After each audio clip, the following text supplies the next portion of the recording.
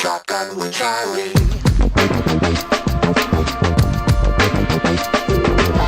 Riding shotgun refers to the practice of sitting next to the driver in a moving vehicle. The term riding shotgun came around after the time of the stagecoach, when somebody used to sit next to the driver holding a shotgun, in case they ran into bandits. My name is Charlie Cook, and I drive a lot. I like to talk to people while I'm driving, so I interview people in my car while I'm driving. Welcome to Riding Shotgun with Charlie.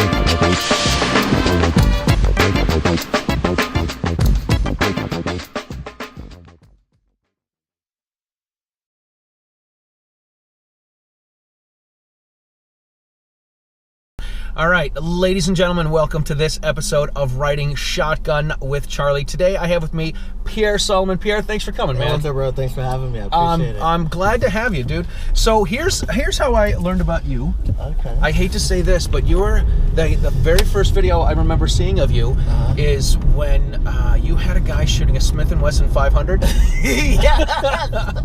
Yes. And I'm like, this guy's crazy. I got to find him and follow him. And you're like, this is why you only put one round in at a time. Because this dude fired the 500. Boom! Yeah, complete 180. Oh, man. No, yeah. That was a complete shock to me because I was just running the line, just doing my job, and somebody was like recording, which I wasn't aware. So as soon as I seen it, all I'm doing is like, yo, guy, you're not going to hurt yourself. Right. And then it turned out to be on video, and then it went on. So that was pretty, that was a learning moment. That was. Yeah. It's like, no matter how much you tell somebody about, hey, this is the most powerful handgun in the world. Right, it'll blow your head clean off. Yeah, you gotta get a good grip. It doesn't matter. Oh, man. Yeah. So that was pretty funny. Yeah, we were up in New Hampshire. We had a fruit shoot, so we were just shooting all fruit shoot. Yeah. We were just shooting a bunch of different fruits, watermelons and everything. I spent like $500 in fruits that day. I cleaned out the entire section. Fruits, vegetables, just about anything you can remember. That is awesome. I still have video on that stuff that I haven't put up yet. People shooting and stuff. And that's one of the things I'm bad about. Like, I'm hoarding a lot of pictures and videos, and I got like, I'm surprised I'm still alive because people are like, don't say that, man. Come on, we're a gun instructor. You can't be saying I'm surprised I'm still alive. No, because I thought somebody would like break my legs, but like, you owe me pictures. So yeah. Too funny. Anyway, so that's the first time I met you, and then about a year and a half ago, we ended up taking the NRA shotgun instructor class up in New Hampshire. Yeah, that was and I'm like, cool. Wait a second, I'm like, that's you. Yeah, like, and I know you too from somewhere. No, it was pretty cool because I'm like, I've never seen like the musical instruments with like firearms. So that was a pretty cool concept. I'm like, yo, this is dope. And then I saw like you were safe. So the first thing that I do when I'm looking at people, I'm noticing how safe they are. Their finger off the trigger. Oh yeah. Do they know what they're doing? Dude, I will tell you this. I love it. There's two things I love. There's more than that, but there are a lot of anti-gun wackos that notice. They think I'm ridiculous and pulled over on the side of the road and just making gun grams and playing the trumpet and shooting into the woods. Yeah. Which is crazy. Right, because it's what I do on the way to work. But shots. Right. But I film it at a gun range. I wear ears. It's usually only me at the range. But I love it when people are like, dude, that kid's got his finger off the trigger when he's not playing. When he's doing more trumpet playing than shooting, he's got his finger off the trigger. I'm like, yeah, duh. That's what we work hard for. Anyway, so we are with Pierre Salomon. Pierre Salomon has his own, your own instruction? Yeah. Instruction? Now, do you sell stuff too? Yeah, I do, yeah. So I own a firearm training company, so I'm an NRA training counselor. So that allows me to train both students and people who are interested in becoming instructors. We work with civilians, we work with security companies, law enforcement, even military folks as well. And we basically can work with anybody. Whether you've never shot before or you're very experienced, and we're able to work with a lot of people because I'm a training counselor. Cool. The training counselors, how many things can they, like, what do they officially have to do? I know they take the NRA instructors through the NRA method and everything. Yeah. So are you talking about becoming an instructor or teaching? No, like what is? Do you have to be certified to teach everything to be a training counselor? So you're just like a NRA instructor. You're only certified to teach in the disciplines that you're certified in. Gotcha. So if I'm a home firearm safety instructor, and then I become an NRA training counselor, then I can only teach people for home firearm safety. So they still have to go and take all the other classes and stuff because because you know how to teach someone firearm safety doesn't mean you're qualified for personal protection outside the home. Right. You know, that's a very advanced course. You're teaching people how to draw from the holster and things like that. So it's not your basic class that you're learning and taking. It's been good because like I learned so much through the NRA, and I know a lot of people like because the NRA is political and they kind of have to be. Right. And because of that, they drive a lot of people away. And so a lot of times people are like, oh, why are you working with the NRA and stuff like that? And I'm like, they really have a good program, and you have to be objective. And sometimes it's hard for people to be objective when there's a lot of like emotional things tied with the politics. Absolutely. Yeah, so it's very hard. And then even sometimes I struggle with it too. But I'm like, the goal and the objective is to get people educated and trained and get them licensed so that they're safe and responsible. And that is the ultimate way to beat anti-gunners. With anti-gunners, they want people to be ignorant. They want to prey on the ignorant.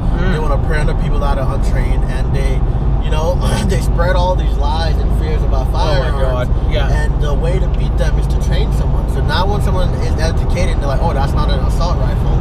That's a semi-automatic rifle. Oh, that's not the way that works. It doesn't shoot a million. Right. It's not 30 rounds per second. Yeah, and that's how you beat them, through education and training and that's awesome. And building a community. So for me, that's what I focus on. And then sometimes you gotta put that personal feeling aside and get the job done. Yeah. And that's something I learned through the military too. Like obviously like the U.S. history is very conflicting and things like that. And you gotta put the mission first. So you gotta put aside whatever feelings you have. Yep. And get the job done. So that's one of the things I learned through the military. That's and cool. Then finding myself applying that in the civilian world of saying, hey, applying it to everything else. I gotta get the mission done, take my feelings out of it. Right. And do what you gotta do. So it's been a very interesting journey. Cool, man. How did you start shooting? How did you get into it? Did you grow up hunting and shooting? Was it? Nah, man. I was born in Haiti. Came here when I was 5. Gotcha. Didn't speak English. Wow. So yeah, I actually never shot any firearms until I joined the Army. So I was 18 years old. Yeah. The most experience I had with guns was playing Call of Duty. So that's when the PS3 first came out. I was a Call of Duty head. PS3, boy, you're dating yourself. I have a PS1. Oh man, dude, that's worth a lot of money now. Hold on to it. Yeah, I don't have it anymore. Oh, you don't have a teardrop. Yeah, I know. It's all right. Hold on to everything you have now, and in 50 years, it'll be worth a lot of money. Totally. Buy 2, put one in, leave it in the box. Yeah, put in like some rental storage and Pokemon cards going for like $20,000. I'm like, are you kidding me? I threw these things around like and then here they are years later, worth a ton of money. Right. All right. So you're 18. Yeah. Joined the military. Yeah. So I initially joined the military for college money. So I didn't have the best grades in high school. I wasn't the exact scholar. I actually found high school very boring. I was a lot smarter than the material. Yeah. So I was very discouraged to do the work. So it would really grind my gears when I see like smart people and they do all the work. They're like, oh, I'm doing all the work, I'm getting straight in. And I'm like, this is stupid. We're like learning at like a middle school grade. So like I was totally just not interested in education. So as a result, I didn't get any scholarships or anything like that. Man. So I joined the Army to go for college money, and I ended up falling in love with the culture of the military. Oh wow! Falling in love with the discipline, learning about firearms and things like that. Yeah. And I never expected that. It was just a means to an end. And then that's when that's when I started to change myself internally. Yeah. And shooting guns and stuff like that. And that was really cool. And I've done some stuff in the Army that most people will never do in their life, and that's really cool. Sure. So I'm hoping to bring that side, like all the cool training that we do, and bring it in the civilian world. So yeah, the first time I ever held a gun was third day of boot camp. They gave me an M16, and I'm like, holy crap, this thing is huge. I'm like, yeah, you're married to that thing now. Right? You're sleeping with it, taking it everywhere you go. So that was my first time shooting. I never went hunting. I never went to a gun range and stuff like that. Yeah. And I guess I was interested through like video games. Sure. But there was never I never saw an opportunity. So obviously I could have looked around, I could have Googled and things like that. Yeah. But the thought of shooting in a safe manner never crossed my mind. Wow, that's interesting. So I didn't even know ranges existed and things like that and whatnot. Right. And I was just totally oblivious to it until I got to the military, and I'm like, holy crap, there are these places where you can go shoot guns and have a good time and stuff like that. And that's why it helps me too I look back, now I'm 28 years old, and I'm looking at all the high school kids, and they have no idea that they can go, and there's a gun range in Dorchester that you can go and train. Go shoot. Yeah, they go shoot at. So it's like, so how do we get all these groups of people that are interested into firearms, and how do we get them to legally train and use them safe and break that stereotype, right. Oh my gosh, black people with firearms and things like that. So that's what also motivates me, is that you're coming from that community and you're understanding your path and how you got to where you're at. Cool. How long were you in the military? I've been in for 9 years. I got what, 2.5 years left, and then I'll be hanging my cap. That's it. Thank you. Yeah, no, the military has been a very interesting experience. It's like everything else; it has ups and downs and stuff. Sure. But, I don't regret joining. I think it's the best decision I made in my life. Yeah. I always ask myself, if I didn't join the military, where would I be at now? What would you be doing now? Yeah. So Yeah. and that's a very scary thought, because I'm very I have a strong foundation of who I am and what I want to do in the world. Right. And I can only imagine, like, who would I be if I wasn't me? Right? So, Exactly. So it's very interesting when I think about these things, and God knows where I would end up. So No kid. so yeah, so that was pretty cool. So, you're in the reserve now. Yeah, right? yeah. You're in the reserve. I'm in reserve. How long was your first stint in the military? What, 3 years, 4 years? So I did a 6-year contract, so 6 on, 2 years IRR, which is just like a reserve component, just in case shit happens. Right. Yeah, like if like another 9/11 happens, then they have a pool of people that Right, can they draw can in come right and back. and come back in and fight. So so reserve allowed me to go to school and have a life. So it's 1 weekend a month, and then you go do a month during the summer. I mean, you can volunteer for additional work and stuff like that, but those are the bare minimum requirements. 1 weekend a month during the summer. That's not too bad. And then you can have a normal life. You can go to school, you can go to work, have a family, and things like that. I mean, you always have the chance of being called to active duty, getting deployed and stuff like that. Yeah. But it allows people to have like a dual citizenship. You can be in the military and have a regular civilian life. Gotcha. Cool, man. Yeah. That is pretty cool. God bless you. Yeah, no. It's really good. What did you do when you got out? So I'm still in. So I renewed my contract, right? So my 6 years were up. Yeah. And then I basically asked myself, am I at where I want to be in the world? So no, I'm not where I want to be. So I'm going to continue to be in the military until I feel like I'm in a position that I don't necessarily need to do a bunch of different things. Right. So I do hazmat in the military. So anything dealing with chemical, biological, radiological, and warfare. So That's pretty cool. hazmat. Yeah, it's not as cool as it sounds. It's a very important job. You go through Right. World War I and World War II, you see the reasons why we need a hazmat guy. Yeah. So there's definitely a need for it. But hopefully we never have to go through that again. So let's hope so hopefully our leaders can work it out. Yeah. No one is gonna win World War III, so everybody loses on that. Right. That would be nuts. Yeah, it's not good. Cool, man. So when did you start your business and start racking up the NRA classes and the? I kind of stumbled upon it. So you learn a lot of things in the military, and one thing I realized, later on, I took all this knowledge, skills, and attitude for granted. Right. Mm-hmm. So I learned how to shoot a rifle. I threw grenades. I did all this and da. And for me, it was the norm. So it took me a long time to realize that the knowledge that I had in training is not the norm for people. So I just started taking a couple of friends to the range. So, they'd go to the range, and after like the 4th time, I'm like, all right, man, ammo's not free, right? You gotta give me like $20, you gotta pay me a little bit, Right. I used to take, when I got into it, after I didn't start shooting until I was 30 or so, and I'd take my neighborhood buddies out shooting, and I'm like, all right, so I'm going to teach you how to be safe because I don't want you to shoot me, okay? Yeah. You pay for some ammo, and we'll be cool, and it'll be fine. And that's how I started becoming an instructor. So so you're taking people out, you're like, this is gets a little costly. So then you gotta pay a little bit, and then their friends saw pictures and videos. Oh, so they want to go, right? They want to go. So I'm like, okay, well, they can pay for the ammo, but they can pay me like $20, So right. I pay a little service. Something for your time. A little bit for my time, and it just continued to happen and snowball. People wanted to shoot and stuff, and then I'm like, hey, are they willing to pay $30? So at first I charged you 20. They might pay 30. Yeah, so Right. start paying $30, $40. And then I got as high up to $50, and I'm like, okay, maybe I can, you know, I can turn this into a business somehow. I can do something with it. So then it started like a side hustle, you know. Yeah. Grew up in Boston, you know, then you're always hustling, you know. Yeah, oh my God, You yeah. gotta make your money somehow. So yeah, it just became a little side hustle. And then I don't know when it hit me, but it hit me that, hey, I could really monetize this and start advertising. So it was more like a friendship type of thing. Mm-hmm. And then I'm like, okay, let me go ahead and advertise and see who's interested Right. Get some other to people. shooting and stuff like that. So then students started asking me, hey, can I get a certificate, you know, for class and stuff? I'm like, nah, it was just range time.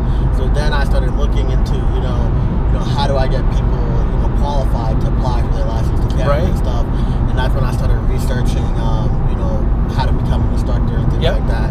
And even then, I was oblivious to the NRA, so I wasn't familiar with Really? them. Yeah. So, Wow. so I never heard of the NRA until I started. I mean, you always saw the logos and things, but you were never aware, and you never understood what it was for. When I started researching and Googling, I took my first class at Hammer Firearms. Shout out to Hammer Firearms up in New Hampshire, and that was my first introduction to you know, the official NRA course and stuff like that. Yeah. Like I took you know, I obviously took a safety class to get my gun license, but it wasn't very impactful. Like I feel like the classes I teach now, they're very impactful. They make people socially aware and politically aware of their rights and things like that.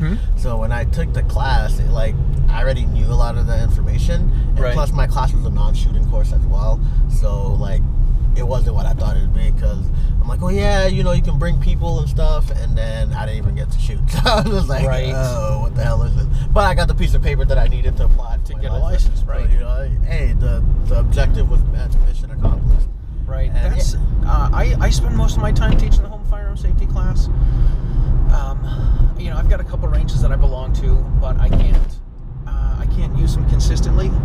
You know, one's a half hour away from where I usually do classes, and the other one is more of a sportsman's club, in that they've got a bar, they've got birthday parties and stuff that they do. So I'm like, you know what?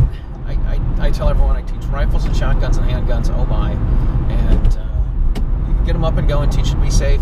Then, you know, think about what you want to buy, work your way backwards from this is what I want a gun for, work your way backwards, and then after you get that, good, then we'll take your gun out and go shooting.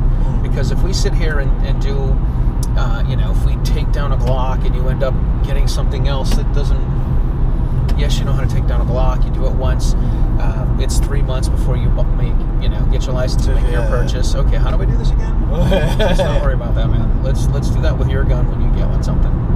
So No, it's definitely a challenge for like independent instructors to find places to go and range and shoot. Yeah. And I think that's one of the biggest problems in Massachusetts and in the Northeast, is that there is no like public community. ranges. Yeah, there's no gun community.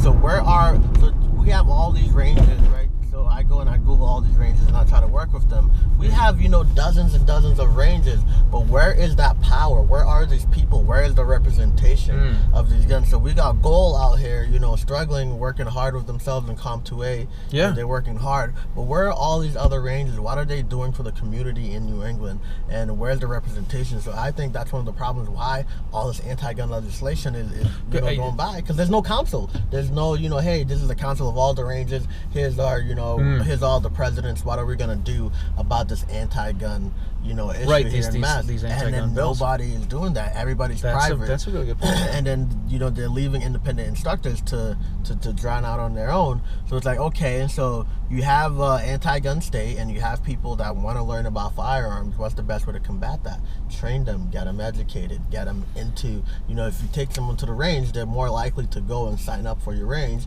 because that's what they're familiar with. That's the first time they shot, that's when they took pictures, and, you know, they're more inclined to go there. But you'll see a lot of times in the leadership in the gun community here in Mass is that they're non-existent and they're not helpful. A lot of them are not helpful. They tell you, no, screw off.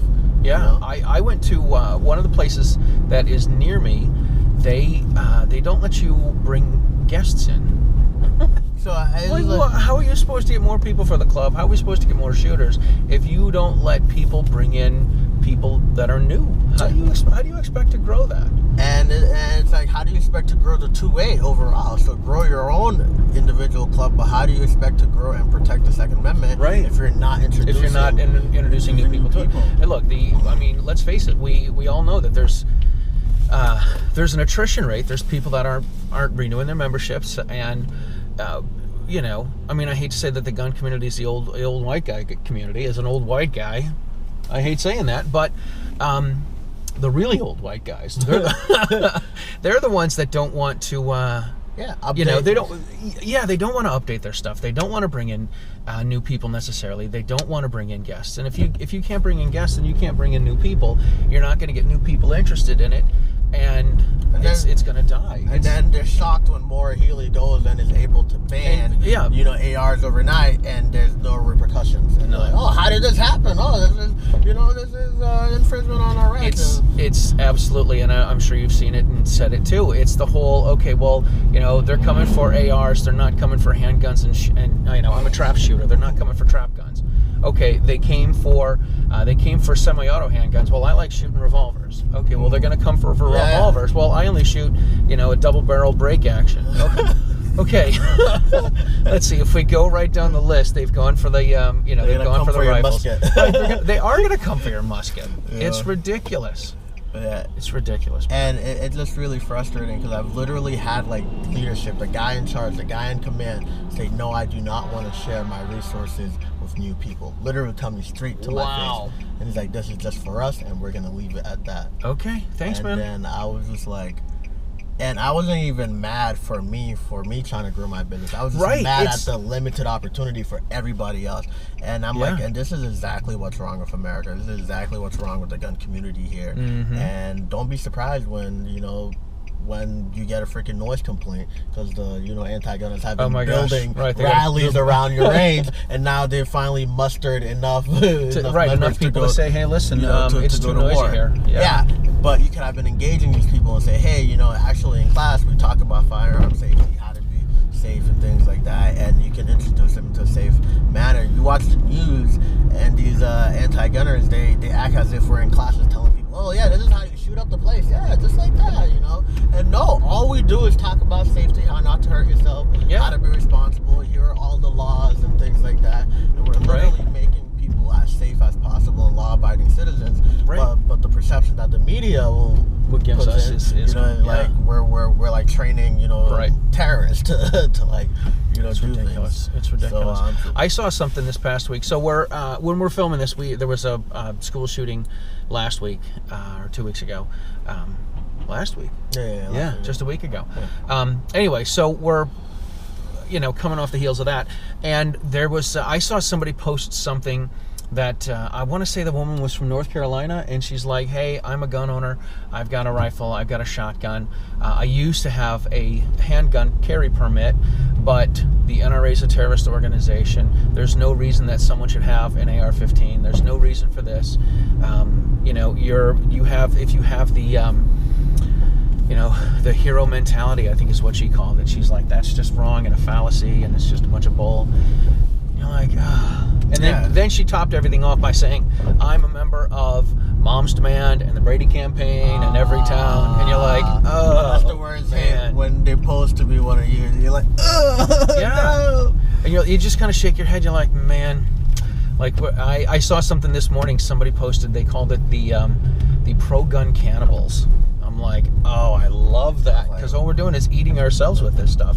Yeah. I'm a pro-gun, but I don't think someone should have this. There was, I don't know if you saw the video of that guy who sawed his AR. Yeah. When I saw this, I'm like, you just great SBR. Right, you just made a short-barreled rifle. Isn't that a $250,000 fine? No, like the logic behind it is so bizarre. It's crazy. So it's like, so were you planning on shooting anybody? So if not, then what's the issue? Yeah, what's the problem? Yeah. What is the problem? People are crazy. It's funny seeing all these I think they're I think they're trying to like insert themselves in groups. You even see that in Facebook groups where like people they're in these gun groups, but they're anti-gun and they're collecting information. That's like covert operatives, you know. Right. they're collecting information and things, and they're trying to. Oh, that's so cute. Look at that. That's adorable. Got kids crossing the street. Like a freaking wagon full of toys. That is pretty badass. That's cool. But yeah, no, it's very interesting to see how the two-way was growing. It's funny because like when I talk to old timers, like, hey, we had guns in school. I went to the basement of my high school and did some rifle shooting. Yeah, and they were like mass shootings were non-existent, right? So it was like, how come kids, people saying, oh, guns are bad and stuff like that, but how come we had a whole generation that grew up and they were shooting in schools, there are programs and things like that. Yeah, not an issue, not a problem. And then now it's a recent phenomenon where people are like, going out and giving up on life. And I actually did a video on this a couple days ago where I was like, basically our society is broken. So we're the result of, like America's a dog-eat-dog world where nobody cares for each other. And like people like, oh, mental health, we got to get these checks, okay. But every time we try to pass the healthcare bill, America's like, no, everybody should pay for themselves. Take care of your own problems. So I'm like, so which one is it? Do you want to help people? Right. Do you want to invest in your own community and your own citizens? Or do you want to leave people out to drown? And this is the result of what happens. This is what happens when people leave out to drown. If you have a mental health problem and you don't have insurance and you want to go get help, where can you go? Nowhere. So, where do you go? Go to the local bar. yeah. Because alcohol solves all your problems. Right. So there's this duality in like America where we talk about wanting to help people and care, and then when it comes down to voting and creating legislation to actually help and invest in our communities, people don't want it. People don't want to do it. Yeah. And I find it bizarre how people don't want to invest in the education and the health and the well-being of their own citizens, their neighbors, their freaking everybody, their friends, their family, their co-workers. And it's just really weird to me how we refuse to invest into ourselves. Right. But God forbid we say, hey, we're gonna build the next bomb and it costs $50 billion. We're gonna go, America, bacon, yeah. Right. You say we're gonna spend half of that on education reform. No, They're like, I don't have kids. I don't want to go and pay for other people's education and stuff. I don't have no kids. I'm like, well, this is the result of our society. This is what happens. And it's like we're willing to invest in anything and everything but our own people. Right. And that's pretty messed up. And I think the basics is, education, giving people a skill set so that they can go earn an income. So you hate welfare, you hate people on welfare. Well, I'd rather put that money into a training program where someone can learn to be an electrician and then they can go out and generate money. Right. So that guy, so that lazy guy who could have gotten a free program to become an electrician and learn a skill and go earn money, now that same lazy guy is at home collecting welfare. I am reading a book right now. It's by this woman. She's a friend. Her name is Laura Carno, and the book is called Government Ruins Nearly Everything. And one of the paragraphs she has in the book is, I don't know any person that says, I can't wait to grow up, lay on the couch and wait for my welfare check. She's like, Americans want to get up and go out and do stuff and produce things and make things, Nobody wants to be that way, which is pretty wild. But yeah, so there's this interesting duality within our culture. So many infighting and stuff, and it's like, when are we gonna learn how much is when is enough? So, but then you get into politics and you're good friends with someone, and then you find out they're like a Republican or Democrat, and then you're like, I don't know if we can talk anymore. I've literally had that feeling where I'm like good friends with someone, and you read a Facebook post, and I'm just like, no, why would you do this? I held you in such a high regard, but why? But why? And I'm like, the unfollow button is real. Oh man, last year I was caping. I was like, hey, we got to be able to talk with people that have different ideas and stuff like that. We got to be open to that, because I talk to a lot of anti-gunners and stuff like that. And then this year I'm not having any of it. I'm just unfollowing. Like I through last year I learned it eats your soul away. It really does. Yeah. Oh my gosh. Now I'm just like, I don't care if you have a difference of opinion, but if you are far, on either side, I'm just like, okay, all right, I'm done with you. Yeah, I learned this a while ago. Once the name calling starts, I'm out. Yeah. Once you call me an idiot, okay, thanks. See you later. So it's so funny because like you'll unfollow someone and then like 3 months later you find out that I'm friends with this guy because like he pops up somewhere else on Facebook. And you click on it, I'm like, oh yeah, I know you. Right. That's funny. That's pretty funny. No, it's funny because I have a lot of people that I agree with the Second Amendment, the 2A. But that's the only thing we agree on. Right. So it's like if it's not for the 2A, we wouldn't be friends. We wouldn't be discussing. And then so it's like it was very interesting how like the 2A is the only little thing that's holding me to a lot of people.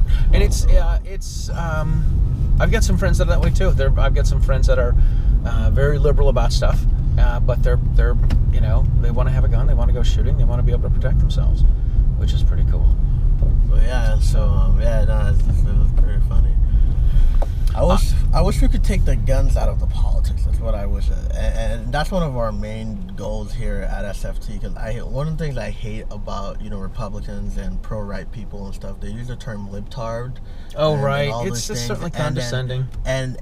But they're defining what a gun owner is when you do that. Oh, these fucking libtards want to take our guns away. No, anti-gunners want to take your gun away. Right. I know a lot of people that are liberal and that are pro-gun. So when you say, oh, a libtard is right, this and that, really, it's totally. And I identified as a liberal for a long time. For most of my life, I was a liberal until I turned into a independent.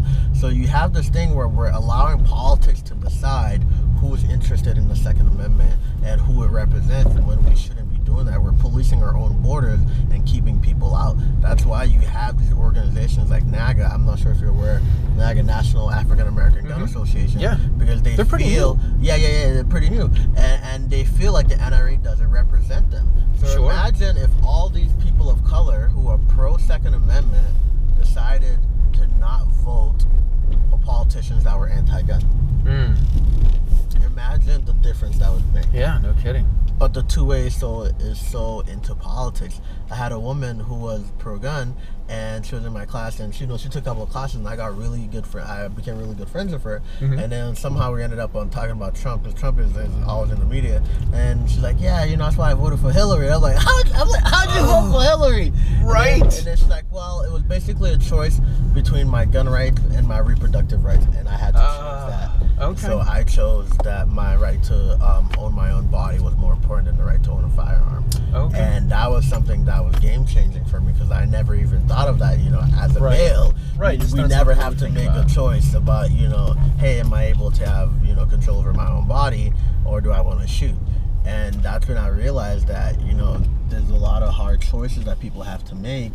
And the 2A got so into politics where, if you pick one side and you identify only one side of firearms, then you block out a whole bunch of other people. So one of the things I want to do is take the politics out of the 2A and let's focus it on the self-defense. Let's focus it on the people that are getting killed, murdered, raped, robbed. And if we could get the politics out of that, then we can reach a lot of different people.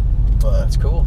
That politician doesn't exist out there. One of my friends like to say, we always want the best man to win, but he never runs. Yeah. Totally. It's funny because in high school I wanted to be a politician. That was one of my Really? goals. Yeah, it was very interesting, and I gave up on people, and now I hate people. So I was like, I can't stand it. I can understand that. Yeah. No, I hate bureaucracy, and that's one thing I learned about the military is that it's full of bureaucracy. It's full of that, yeah. And I can't do it. I want to get the job done. I see the smartest and best way to do it. Why can't we go out there, well, we got to do this and that? I'm not interested in that. Right. So that's why I love private work, because, you own your own business. So if you see the best way to do something, you do it. You just fucking do it. You don't have to go and clear the channels, request permission, and have somebody who doesn't have in-field experience and then tell you, hey, this is the way you should do it. No, we're actually out here in the field and we're telling you this is the better way to do it. No, this looks good on paper. And I was like, okay, that's where you just throw your papers. You know that meme that says, fuck it, it's Friday, you just throw it up. Done. Done. That's what I did with bureaucracy. I'm like, okay, bye government work. We're going into private sector and getting the stuff done. Well, hey, listen, we should talk about the private sector stuff another time when we get together. And talk about the stuff that you're doing as an instructor and as a training counselor and as a guy who's making his mark on the world. Yeah, man. Right, just trying to be the change. Absolutely. Absolutely. All right. Well, listen, we are almost where we need to be, and we have with us Salomon Pierre today of a plug away of SPT. No, SFT. Salomon Firearms Training.